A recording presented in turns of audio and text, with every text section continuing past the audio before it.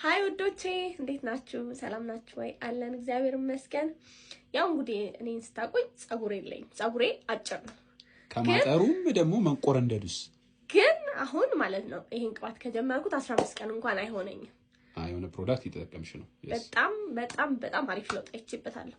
ዩት ቤቢ ሄሬን ዩት እንዴት እንዳለ ግንባርሽ ይሸፈንልሽ። ግንባሬ በጸጉር ይሸፈን ነው እና ተመስገን ጌታዬ። ሙሉ ለሙሉ በተፈጥሯዊ መንገድ ነው የሚዘጋጀው። እኔ ደግሞ መቼስ ለውዶቼ ሳላካፍል ብቻዬን አልጠቀምም። እንደኔ በተፈጥሯዊ መንገድ ጸጉራችሁን ለውጥ እንዲያገኝ የምትፈልጉ ሴቶች መላ ይዤላችሁ መጥቻለሁ። አልክሬም ይባላል።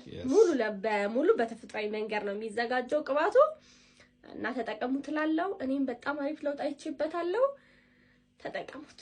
ጀባ ብያችኋለሁ። ስልኩን ከታች አስቀምጥላችኋለሁ። ደውላችሁ ማዘዝ ትችላላችሁ። ዴሊቨሪም አላቸው።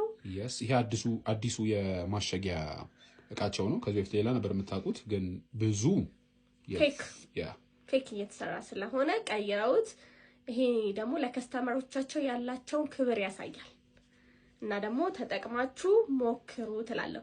እኔም ደግሞ እየተጠቀምኩ እንድታዩኝ ስለምፈልግ ይውላችሁ መሀሉን በሳምንት ለ3 ቀን ተጠቅማችሁ መታጠብ ነው። ከዛ በኋላ ማሳጅ ማድረግ ነው። በቃ እንደዚህ ፊቱ እንደዚህ ታረጉና እንደዚህ ማሸት ነው።